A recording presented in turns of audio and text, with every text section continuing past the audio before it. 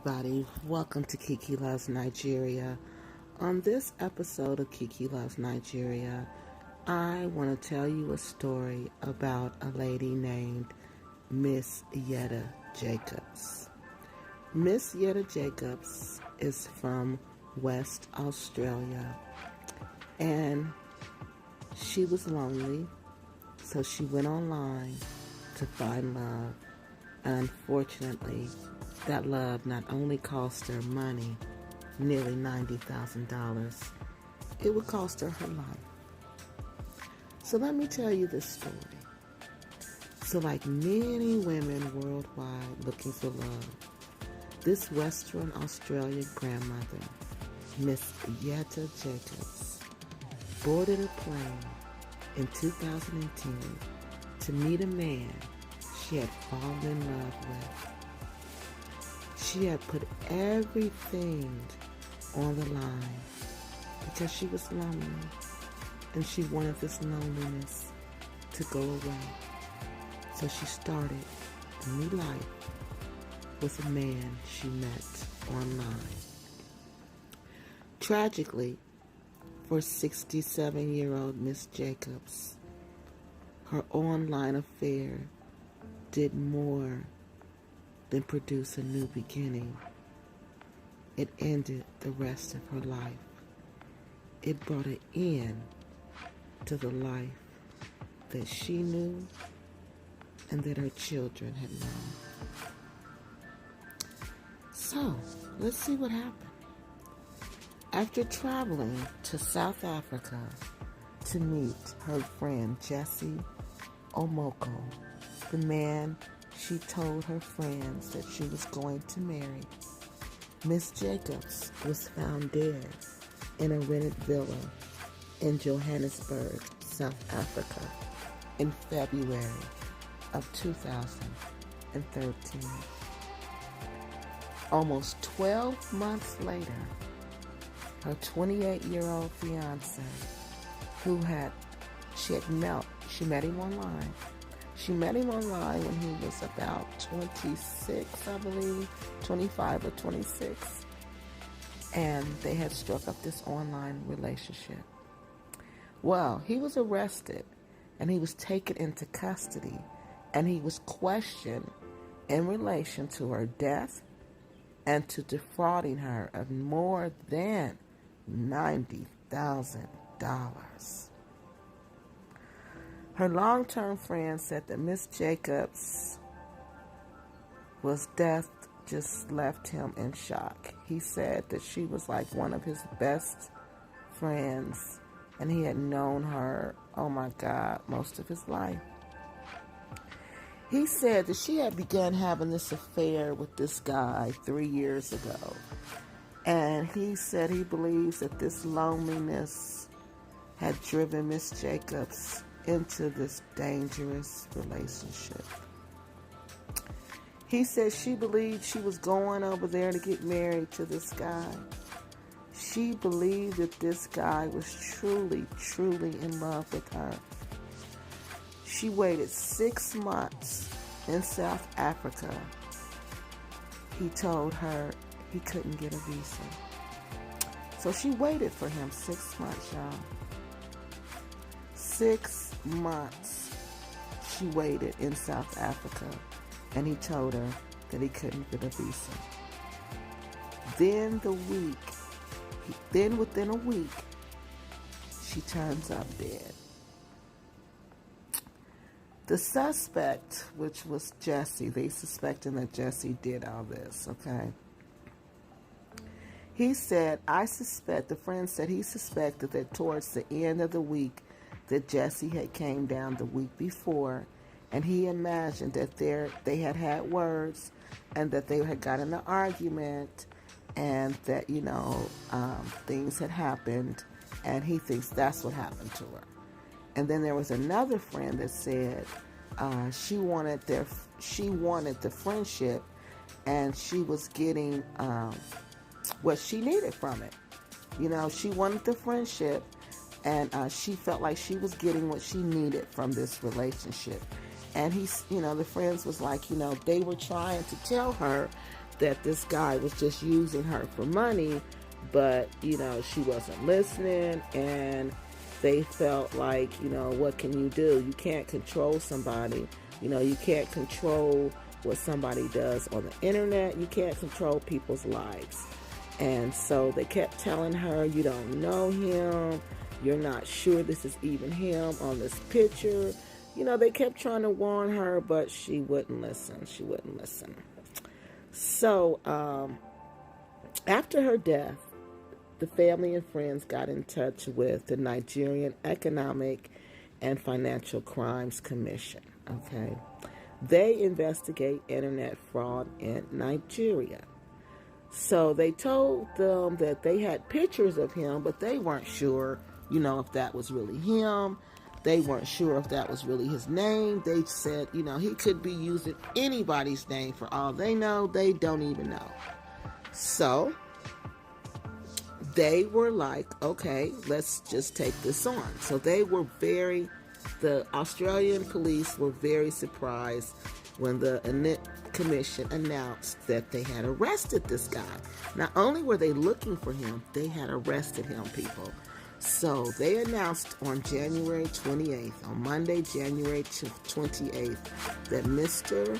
Omoko in Ibadan in Nigeria on January 28th, after the request was made by the Western Australia Police Major Fraud Squad, that the Australian Federal Police, that they granted that he could be arrested, okay?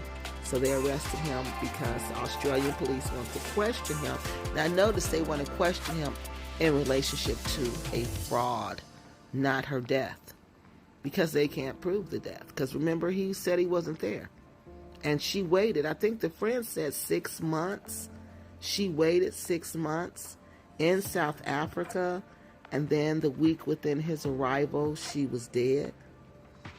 Okay. So, after that, they got the police to check it out, and then now he's arrested. So let me tell you a little bit about Jesse.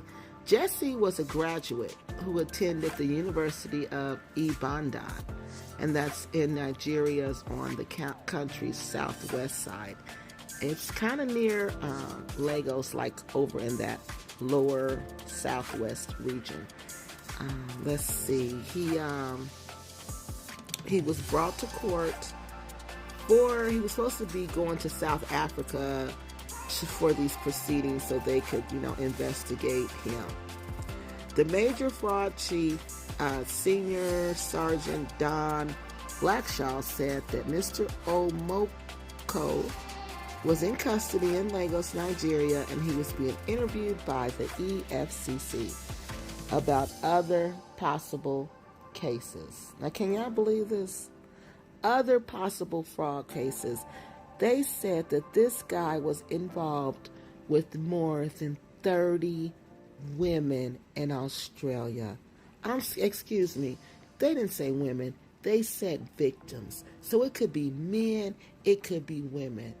This guy has scammed more than 30 victims in Western Australia. I can't even believe it. They said it appears that Mr. Omoko, listen y'all, this Mr. Omoko, he was a part of an organized crime network, internet crime network that operated internationally, and she didn't even know it. She didn't even know it. That's why they warn you about these romance scams, because this is what they do. They make you think they're in love with you, but they're really not in love with you. That's their job, to make you think they're in love with you. And then after they make you think they're in love with you, then their job is to get their money from you. But I've never heard of them taking your life. This is the first time that I've heard of them taking your life. So listen, y'all, she was unable. So her friends, after she went to South Africa, right? She went to South Africa. Her friends were unable to maintain contact with Miss Jacobs in South Africa, okay? So he monitored her activities. Her friend, he would get on social media and monitor her activities.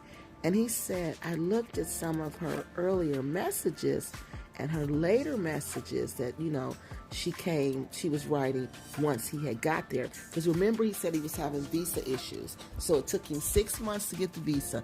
And then once he got there, the guy, her friend John, his name was John, he said that he noticed that her mood was changing, okay? Because she wasn't talking to people. She was not talking to people. He said that she immediately, he knew something was wrong with her. He knew something was wrong with her, and he knew immediately that she had fallen for an internet scam. He said that none of the friends were really happy about her being involved with this man, okay? Nobody was really happy about it. People were really warning her, but he said, her friend said despite them warning her, Miss Jacobs would just get mad and Miss Jacobs would shut down. She would not consider that this was a relationship scam.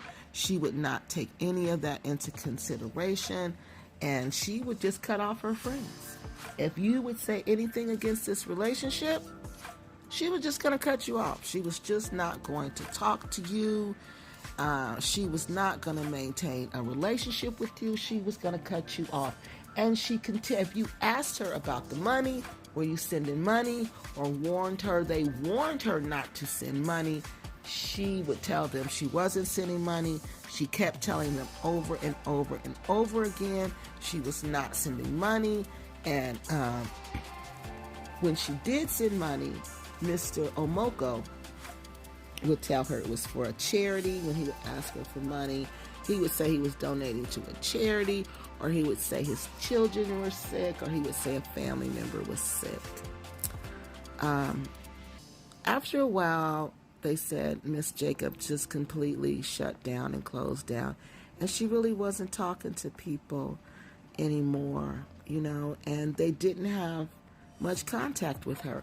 And I noticed that in a lot of these women that I've been talking about, that when they go to these other countries with their men, with their husbands, they don't talk to people. They shut everybody out of their life.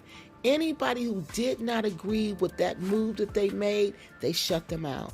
And that was the wrong thing to do. That was the wrong thing to do, because all 3 women wound up dead. All 3 women wound up dead. But the only difference was those other 2 women were married to 2 men. She was not actually married to him. They never did get married. He was pretending like they were going to get married, but they never got married. Because remember, he didn't get the visa. And within 1 week of his arrival, she was dead. So, this is just another story, you guys, of, oh my God, of what loneliness can do to us, of what the loneliness can do to your mind, can do to your emotions. We got to stay wise, people. We got to stay on point. We can't just let this loneliness run through us and get us set up for romance scams that get us scammed out of more than $90,000 and then ultimately get us killed. And to this day, no one has been arrested for this. No one has been arrested for her murder because they can't prove he did it. He didn't even stay around. Oh, that was something else, y'all. He didn't even stay around. The body, they found her in that house alone. They found her alone. Okay? I believe like the neighbors or something hadn't seen her. And that's how they found her. He was gone. He was back in Nigeria. Yeah, he was back in Nigeria when they found her. And they had to go back to Nigeria to get someone to do something about it. So this is a really sad story, everybody. I'm saying in this story, I just want you guys just to be safe. And I want you to use wisdom And, you know, Australia, the West Australian police said that Australians are scammed out of more than $19 million a year by romance scammers. I can't even imagine how much it is in America. It's got to be more than that. So look, we got to be wise. We got to be wise. All right, y'all, that's all I have for this story. I pray that Miss Jette Jacobs finds peace on the other side. And I pray that her kids find peace. Because I know their souls are troubled. Because how could they not be? All right, good people, that's all I have for y'all. I will talk to y'all later. And y'all stay safe out there, all right?